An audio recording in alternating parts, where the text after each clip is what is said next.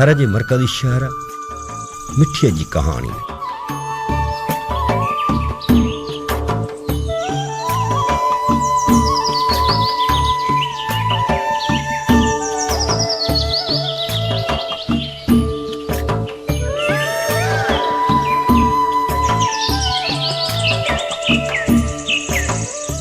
ये मंज़र आहिनि थरपारकर जे हसीन शहर मिठीअ जा।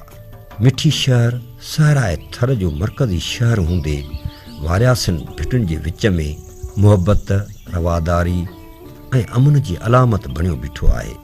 मिठीअ जूं कई सुञाणपूं आहिनि, तसौफ़ी रंग हुजनि या वरी इल्मु, अदब, आर्ट ऐं फ़न मौसीक़ी हुजे।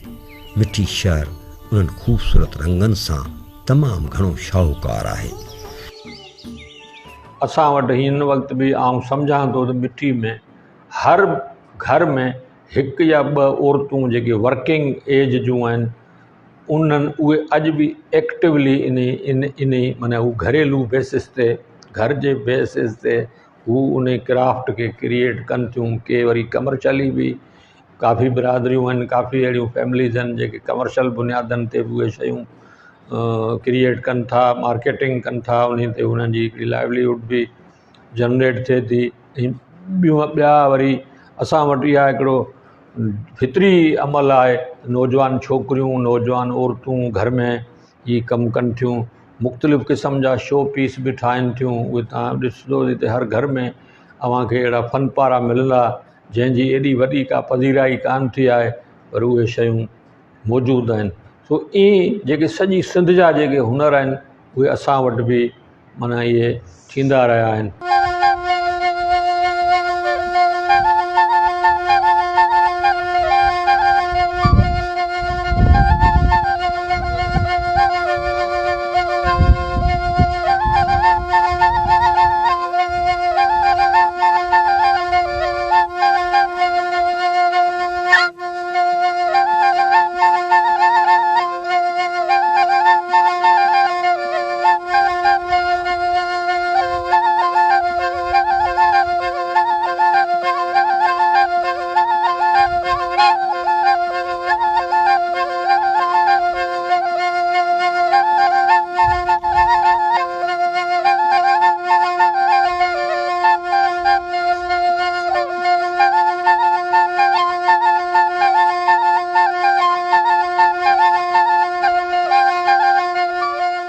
मिठी शहर जो इल्मी अदबी हवाले सां तमामु वॾो वसी पस मंज़र रहियो आहे। हिन शहर जे उस्तादनि, अदीबनि, शाइरनि, कलाकारनि शहर खे इल्म, अदब, आर्ट जे हवाले सां दुनिया में नई सुञाणप ॾिनी आहे। मिठी शहर तमामु घणो पुराणो आहे, जंहिं लाइ चयो वञे थो त माई मिठां पोयां हीउ शहर मिठी सॾिजणु लॻो। जेतोणीकि इन हवाले सां लिखत में को घणो मवाद ऐं तारीख़ी हवाला नथा मिलनि, पर सीना बसीना रवायतुनि मूजिबि हीउ शहर माई मिठा जो अॾायल ॿुधायो वञे थो।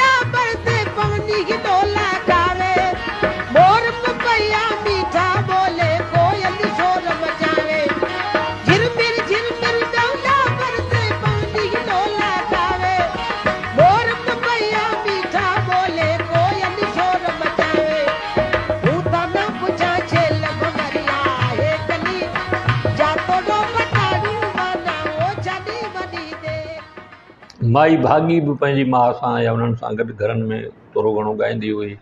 आवाज़ु तमामु सुठो हो, पर हुनजी सुञाणप, हुनजी मशहूरी, हुनजी बि हितां असांजे जेका आहे इमाम बारगाहूं हुयूं, ख़ासि करे इहा जेका वॾी इमाम बारगाह आई असांजे घर जे साम्हूं, इन में हू माना मर्शिया ॻाईंदी हुई, आवाज़ु तमामु सोज़ वारो हूंदो। उहा उतां ई थी ऐं पोइ जॾहिं रेडियो पाकिस्तान थियण खां घणो पोइ 10, 12, 15, 13 साल पोइ 1968 में माई भागी रेडियो पाकिस्तान ते बि मुतारिफ़ थी। शेख ग़ुलाम मोहम्मद ऐं कुझु ॿिया मक़ामी माण्हू उन्हनि उनखे मेलो लॻो मारवी जो। उन खां पोइ हिन सुठो ॻाए थी रेडियो ते मौक़ो मिलियो। पोइ तक़रीबन 4-5 सालनि जे अरसे में मिठी शहर में 4-5 माण्हू रेडियो पाकिस्तान ताईं पहुता। थर जे लेखकनि ऐं अदीबनि राय चंद राठौड़, हाजी मोहम्मद दल, विशनदास पबाणी लोहाणो, नूरमन जिंजी, डॉक्टर अशोक बख्ताणी, दौलतराम खत्री ऐं ॿियनि लेखकनि हिन शहर जे तारीख़ पस मंज़र जे हवाले सां पंहिंजनि लिखियल किताबनि ऐं मज़मूननि में केतिरा ई हवाला ॾिना आहिनि। नामियारो लेखक हाजी मोहम्मद दल पंहिंजी किताब मिठी जी तारीख़ में लिखे थो त मिठा नाले माई मिठी ज़ात जी बजीराणी हुई। संदसि तालुक़ सेंधलाणी कबीले सां हो। संदसि नाले पोयां ही शहर मिठी आबाद थियो। माई मिठा हिकु फराख़ दिल औरत हुई जेका उन वक़्तु ईंदड़ वेंदड़ वाटराड़ुनि खे मानी खाराईंदी हुई ऐं तमामु वॾी महिमान नवाज़ हुई। हिते पाकिस्तान खां अॻु में 1946 में जेका इलेक्शन थी त उन वक़्त में मिठी शहर जी पॉपुलेशन जेका असां 3000-4000 हुई त उन माण्हू जेके आहिनि सो लोहाणा ऐं वाणिया उन्हनि जा वोट घणा हुआ। बाक़ी ॿियनि जा जेके आहिनि सो मुश्किल सां हर क़ौम जा 50-100 वधि में वधि इन नमूने जा वोट थिया थे। क़ौमूं हुते या ज़ातियूं घणियूं अची आबाद थियूं। मुसलमाननि में बि जहिड़ो क बजीर हुआ, पिञारा हुआ, कुंभार हुआ, मंगड़ार हुआ, हजाम हुआ, इहे जेके माण्हू अची रहंदा हुआ। ऐं हिंदुनि में जेके आहिनि सो लोहाणा उन्हनि सां गॾु महाराज हूंदा हुआ ऐं खत्री, सोनारा, वाणिया, महेश्वरी ऐं सारसुद ऐं ॿिया सिर कहिड़ा पंहिंजा ई पुष्करणा ब्राह्मण अची आबाद थिया। अहिड़ी रीति मिठी शहर आबाद थियो। ऐं पोइ उन मंझि कंहिं वॾेरे, कंहिं राजपूत, कंहिं शाह, कंहिं मीर, कंहिं टालपुरिया, कंहिं वॾेरे जो अरबाब जो हिन शहर ते को हथु न हो या उन जे नाले सां न सॾाणो। ही माई मिठा जेका हुई उहा सिंधड़ाणी जी आकामा हुई ऐं उनजो दस्तूर हूंदो महिमान नवाज़ हुई। तंहिं करे माण्हू जेके महिमान हिते ईद खाई वेंदा उहे पोइ मिठी मिठी करे चवंदा हुआ, नालो मिठा हो ऐं पोइ उन जे नाले सां ही शहर आबाद थियो। थरपार करते जॾहिं कलोड़ा दौरे हुकूमत क़ाइमु थियो त नंढियूं नंढियूं रियासतूं ख़तमु करे थर खे हिकु कयो वियो। उन ज़माने में कच्छ मां हिकु फ़क़ीर मंश बुज़ुर्ग परबत गर्गू स्वामी 1750 ईस्वीअ में लॾे पहिरियां होथीर जे भर में अची वेठो ऐं पोइ उतां लॾे अची हाणोके मिठी शहर जेको उन वक़्तु हिकु नंढड़ो गुमनाम ॻोठड़ो हो तंहिंजे वणनि जे झुगिटे यानी हाणोके चौहटी खां ॾखण ओलह तरफ़ अची आबाद थियो। संस मढ़ी अॼु मौजूदु आहे। उन्हनि ॾींहंनि में हिकु तरफ़ परबत गर जे मुरीदनि जे अच वञ वधणु लॻी त ॿिए तरफ़ माई मिठा पारां खणायल खूह जे मिठे पाणी ऐं संदसि महिमान नवाज़ी जे करे माण्हुनि हिते अचणु शुरू कयो ऐं अहिड़ी तरह मिठी शहर अॾजण ऐं आबाद थियण जी शुरूआति थी वई। माई मिठी जो तालुक़ बजीरनि जे संधलाणी कबीले सां हो ऐं उन्हनि जा असुलूका घर अॼु बि मिठी में आबाद आहिनि।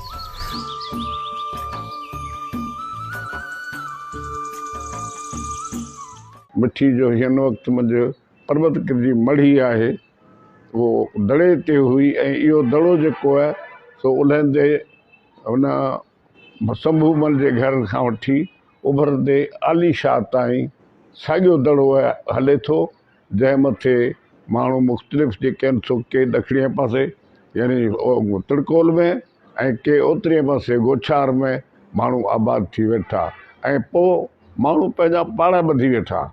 लोहाणनि जे पाड़े सां लाॻू खतरी पाड़ा जंहिंजो कमु हूंदो छुर करणु उहे खत्री पाड़ वॾो पाड़ो जेको हो सो उन्हनि जो अची थियो। ऐं बाज़ार में जेके वाणिया वेठा उन्हनि जे भरिसां ॿिया अची सूटराड़ आहिनि, सोनारा आहिनि, मेघवाड़ जेके आहिनि सो ओॾा उत्तर साइड में, ऐं भील बि जेके उहे बि अची उत्तर साइड में वेठा, पर उन्हनि जो तइदादु थोरो हो। नाम्यारो लेखक नूर अहमद जंजी पंहिंजे हिकु मज़मून में लिखे थो त थर में ॻोठनि जे ठहण जी जेका जोड़जक ऐं समाजी शिकिल रही आहे सा पहिरियां खूहनि जे खोटजण खां शुरू थिए थी ऐं पोइ उन में ॻोठ अॾींदड़ कुड़म या कबीलो आबाद थींदो हुयो। उन्हनि जी ज़रूरतुनि खे पूरो करण लाइ कमु कंदड़ माण्हुनि खे कोठे अची रहायो वेंदो हुयो। अहिड़ी रीति मिठीअ में बजीर, हजाम, वाढा, कुंभार, मंगणहार सरे फ़हरिस्त आहिनि। ही कबीला हिते असलूका आबाद थियल आहिनि। अहिड़ी रीति मिठी शहर शुरू में बजीर, कुंभार, सोटरहड़, बावा, मंगणहार आबाद थिया। सन 1700 जे आख़िर ताईं मिठी नंढड़ो ॻोठ हुयो, छाकाणि त उन में एॾी वॾी आबादी या वापारी सरगर्मी न हुई। 1800 ईस्वीअ जी शुरूआति में हरदास भगत जी अॻुवाणी में ब्राह्मण महाराज महेश्वरी अची आबाद थिया। उन बैदि लोहाणा खत्री, सोनारा ऐं ॿियनि बिरादरियुनि जा माण्हू मिठीअ में आबाद थींदा विया, जंहिं करे शहर वधणु लॻो। पाकिस्तान ठहण खां अॻु हिन शहर जी आबादी लॻभॻि 3 खां 4 हज़ार हूंदी हुई। अयूबी दौर में बलदियाती चूंडूं थियूं ऐं टाउन कमेटी जो चेयरमैन रईस आचार ख़ान वज़ीर चूंडियो। उन वक़्त में गॾियल वोट हूंदा हुआ। रईस आचार ख़ान वज़ीर शहर में मक़बूल माण्हू हूंदो हो। हू ईद जे ॾींहुं घरां निकिरंदो हो त ईदगाह ताईं हिंदू तोड़े मुस्लिम खेसि गुलनि जा हार पाराईंदा हुआ। मरहूम आचार ख़ान वज़ीर काफ़ी तरक़ियाती कम कराया, जंहिंमें बस स्टैंड ते ठहिरायल मुसाफ़िर खानो सरे फ़हरिस्त आहे। रईस आचार ख़ान वज़ीर जॾहिं शहर मिठी जो चेयरमैन हुयो, तॾहिं छा थींदो त हू ईदगाह ते निमाज़ अदा करण खां पोइ जेको दोलन शहनाइननि सां जेको आहे पंहिंजे ओताक ते वेंदो हो ऐं उन में शहर मिठी जा जेके सभई जेके हिंदू ऐं मुस्लमान ॿाहिरि जेके आहिनि उन ई रैली में शामिलु हूंदा हुआ ऐं उन जे ओताक ते जेके ओताक ते गॾु थींदा हुआ। ऐं उन खां पोइ थींदो हुयो त उते जेका आहे लोक जेका महफ़िल मौसीक़ी थींदी हुई ऐं उन में जेको आहे शहरी शिरकत कंदा हुआ। त हिन क़िस्म जूं जेके रवायतूं जेके आहिनि शहर मिठी में अॼु बि मौजूदु आहिनि। अहिड़ी तरह अॻिते हली मिठी शहर खे 1990 में ज़िलई हेडक्वार्टर जो दर्जो मिलियो ऐं दुर्ममद भट्टी पहिरियों डिप्टी कमिश्नर मुक़ररु थियो। ज़िले काउंसिल जी ऑफिस बि क़ाइमु थी। पहिरियों चेयरमैन अरबाब अताउल्ला चूंडिजी आयो, जेको अॻिते हली नाज़मी निज़ाम तहत थरपारकर जो पहिरियों ज़िलई नाज़िम चूंडियो वियो। शहर अंदरि पकनि रस्तनि जो ॼार विछायल आहे त ॿाहिरां वरी बाईपास ठहियल आहे। शहर खे डिजिटल दौर सां ॻंढियो वियो आहे, यानी हिते इंटरनेट जी सहूलियत पिणु मौजूदु आहे। हिन शहर में काफ़ी मस्जिदूं, मंदर, इमाम बारगाहूं ऐं कलीसाऊं पिणु आहिनि। उनखां सवाइ काफ़ी सूफ़ी दरगाहूं ऐं आस्थाना मौजूदु आहिनि, जिन ते मेला लॻंदा ऐं ॾिहाड़ा मल्हाया वेंदा आहिनि। उन्हनि में मिस्री शाह, कंडल शाह, आली शाह, हुसैन शाह, हरदास भगत ऐं ॿिया मशहूरु आहिनि। सरकारी इदारनि सां गॾोगॾु गैर सरकारी इदारनि जूं मुख्य ऑफिसूं बि हिते मौजूदु आहिनि। मिठी शहर जेको कंहिं ज़माने में हिकिड़ो नंढड़ो ॻोठड़ो हुयो, उहो हाणे वॾो शहर बणिजी चुको आहे। हिन वक़्तु हिन शहर जी आबादी अटकल 60 खां 70 हज़ार जे विच में ॿुधाई वञे थी। हिन शहर पंहिंजे मुख़्तलिफ़ दौरनि में वॾा वॾा माण्हू बि पैदा कया आहिनि, जेके अॻिते हली सिंध जी सुञाणप बणिया आहिनि।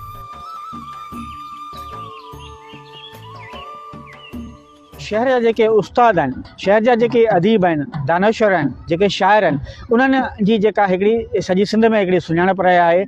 ऐं हिन शहर में जेके नामवर जेके हस्तियूं रहियूं आहिनि, भगत खेमचंद आसनाणी आहे, प्रोफेसर श्यामदास जोशी आहे, या उन खां सवाइ हेमनदास चंदाणी आहे, शंकर सागर आहे, कृष्ण शर्मा आहे, सादिक फ़क़ीर आहे। ही मिठी जा उहे नाला आहिनि जेके सिंध जी सुञाणप बणिया। ऐं उन खां पोइ मोहन भगत आहे, माई भागी आहे, करीम फ़क़ीर आहे, या का रजब फ़क़ीर आहे, इहे सभई जेके आहिनि उहे रागी आहिनि जेके मिठी जा राइश पज़ीर आहिनि ऐं उन्हनि जेका आहे सिंध में पंहिंजी हिकिड़ी सुञाणप ठाही आहे।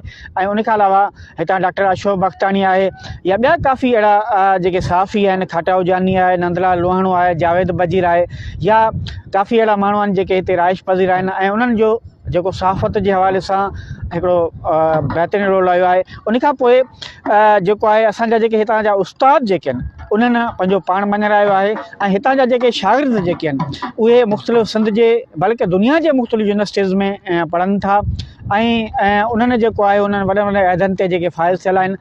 मिठी शहर में जनम वठंदड़ नामवर शख़्सियतुनि मां भगत खीमचंद आसनाणी, प्रोफेसर श्यामदास जोशी, भागचंद कोटक, मुखी लक्ष्मी चंद जगदेश मलाणी, प्रभदास अमर, महेश मलाणी, नाले वारो अदीब वलीराम वल्लभ, हाजी मोहम्मद दल, हेमंत दास चंदाणी, मामा विशन थरी, डॉक्टर अशोक बख्ताणी, नाले वारा रागी सादिक फ़क़ीर, रजब फ़क़ीर, ताराचंद राठी, अब्बास फ़क़ीर, शनकर सागर, कृष्ण शर्मा ऐं भगत हीरो अमूलक नाई मिठी जा उहे नाला आहिनि जिन मिठी जे इल्मी, अदबी, सियासी, समाजी ऐं आर्ट जे हवाले सां पंहिंजूं ख़िदमतूं सर अंजाम ॾिनियूं आहिनि।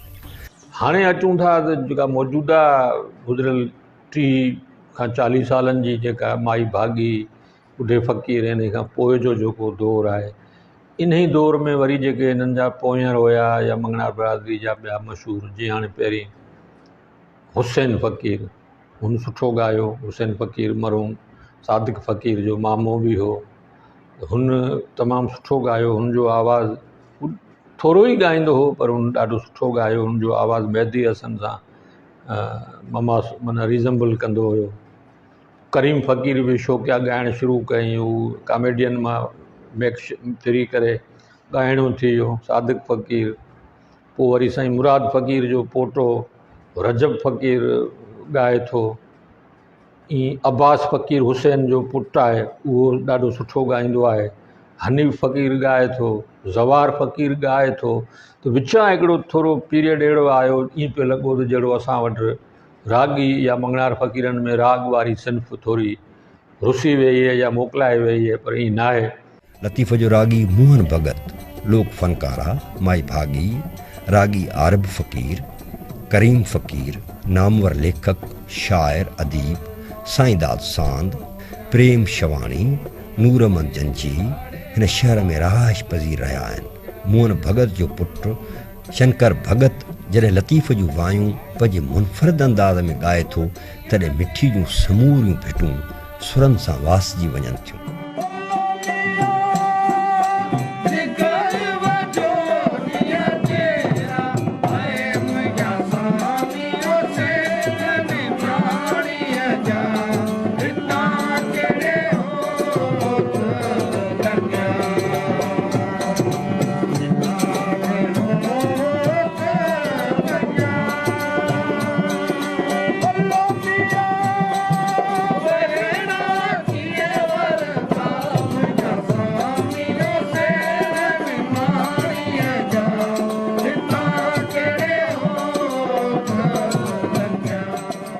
मिठीअ जी गड्डीअ वारी भिट सरापा सूंहं आहे।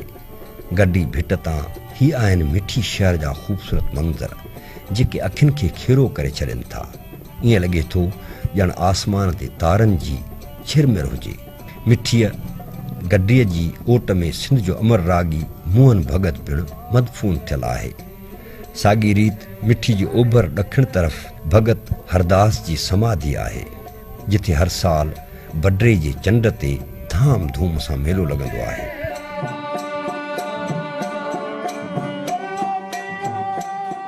मिठीअ शहर जे ॾखिण ओभर तरफ़ सिंध जो महबूब रागी सादिक फ़क़ीर पिणु धरतीअ जी झोली में अब्दी आरामी आहे।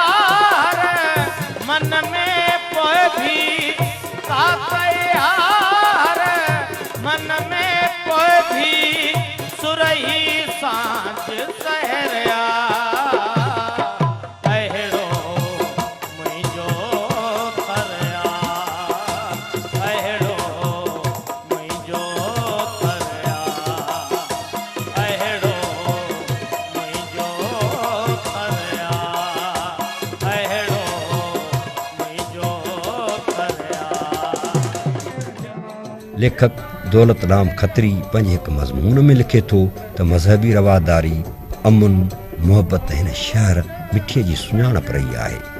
शानदार सेकुलर रवायतुनि ऐं मुहबतूं आछींदड़ हिन शहर मिठीअ में हिंदू ऐं मुस्लमान भाइर ईद, होलियूं, दीवालियूं ऐं ॿिया मज़हबी ॾण गॾिजी सॾिजी वॾे जोश ऐं जज़्बे सां मल्हाईंदा आहिनि।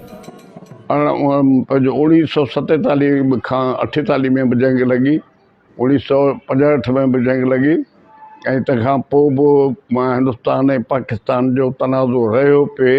उहो हिक ॿिए ते चढ़ा चढ़ी कंदा रहिया, पर मिठी जे शहर में कॾहिं बि को बि हिंदू मुस्लमान फसाद, दंगो या झेड़ो कोन थियो ऐं न की को अहिड़ो नुक़सानु थियो। हालांकि इहा ॾुखिया वक़्तु आया बि सही।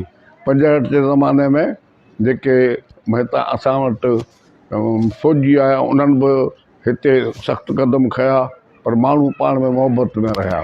71 में बि कई माण्हू जेके आहिनि सो उन्हनि खे CIA जे इंडियन CIA करण जे हवाले सां रिपोर्टूं अहिड़ियूं थींदियूं रहियूं, पर मिठी जे शहर में जेको आहे उहो कॾहिं बि अहिड़े क़िस्म जो माण्हू पैदा कोन थियो जेको पंहिंजे वतन सां अहिड़ी गद्दारी करे।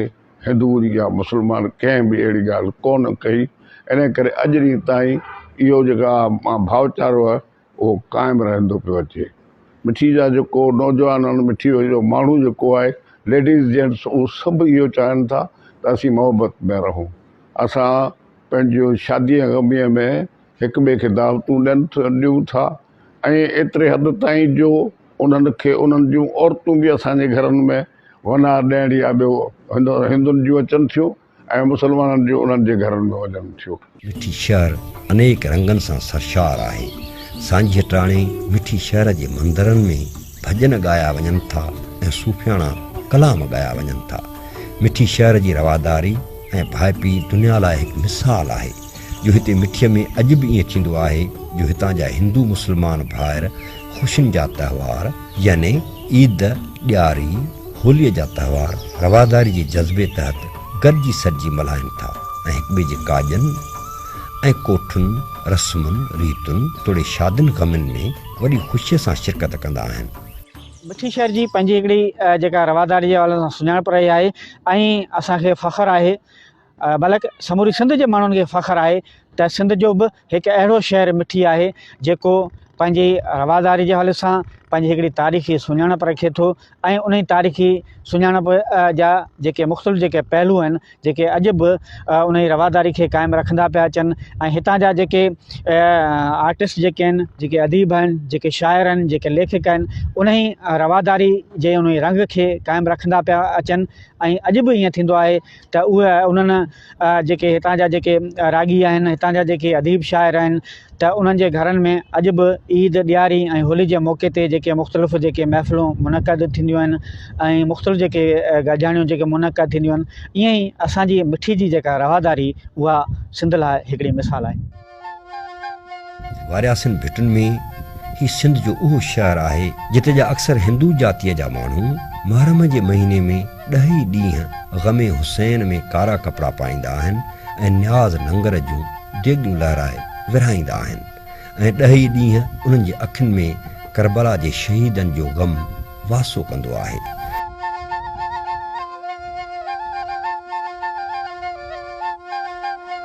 शहर मिठी इल्मी, अदबी सरगर्मियुनि जो मर्कज़ पिणु रहियो आहे।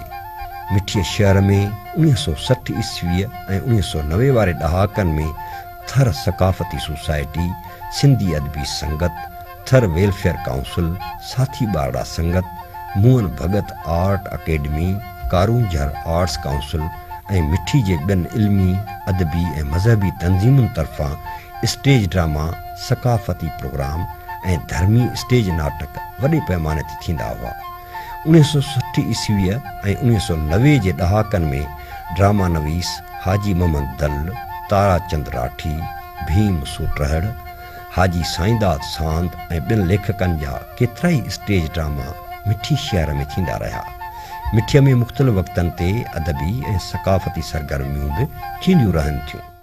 ॾिसो, शहर मिठी जेको आहे इल्मी अदबी सरगर्मियुनि जे हवाले सां बि हिकिड़ो मरकज़ी शहर रहियो आहे ऐं हिन शहर में जॾहिं रोड रस्ता न हुया ऐं सहूलियतूं न हुयूं त उन ई दौर में बि 1960 ऐं 1990 जे विच वारे ॾहाके में तमामु घणा जेके स्टेज नाटक थींदा हुआ, तमामु घणा जेके इस्लाही जेके ड्रामा पेश कया वेंदा हुआ ऐं उन दौर में जेको साईं ताराचंद राठी आहे, साईंदास सांद आहे, हाजी मोहम्मद दल आहे ऐं उनखां सवाइ शंकर सागर आहे या भीम सूटड़ आहे, त इन्हनि जा जेके लिखियल जेके स्टेज ड्रामा जेके आहिनि उहे पेश कया वेंदा हुआ ऐं उन्हनि में उन शहर जा जेके रहवासी जेके हूंदा हुआ, जेके आर्टिस्ट हूंदा हुआ, उहे पंहिंजी परफॉर्मेंस ॾींदा हुआ ऐं अमूमन ईअं थींदो हुयो त उन में तमामु बहितरीनु जेके नाटक हूंदा हुआ ऐं उनखे मिठी जा शहरी अॼु बि विसारे न आहिनि सघिया। ऐं ख़ासि तौर ते उमर मारवी ड्रामो आहे, राम लगन आहे या उन खां सवाइ मारू मंझ थराना आहे, खूनी आहे, ॿिया काफ़ी अहिड़ा ड्रामा आहिनि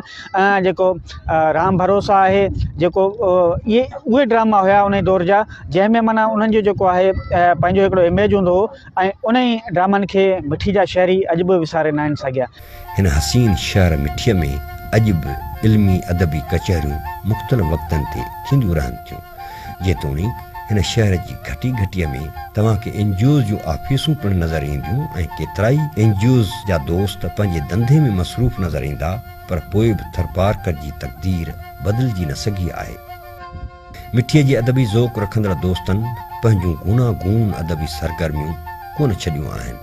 हिन शहर में हिकु सरकारी बॉयज़ कॉलेज, हिकु सरकारी गर्ल्स कॉलेज, 2 सरकारी हाई स्कूल, 2 सरकारी गर्ल्स हाई स्कूल, लॻभॻि 20 प्राइमरी गर्ल्स बॉयज़ स्कूल मौजूदु आहिनि।